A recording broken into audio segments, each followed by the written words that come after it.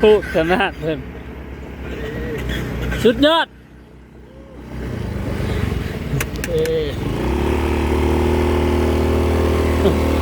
เอาไปเบิ้งเพิ่นเฮ้ยสิรอด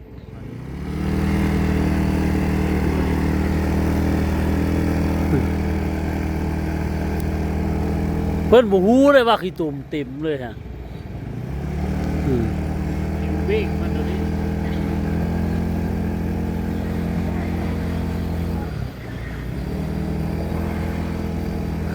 โอ้ไปไล่อยู่เพิ่นจ้ะ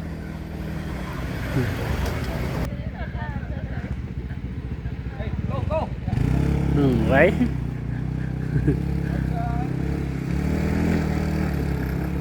อย่าฟ้าขอบใจเท่ายังบุทานฮอดนากาย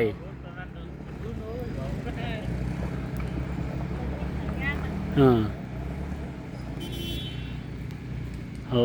ไปรอดฮอดนากายมื้อนี้โตแห้งเจ้า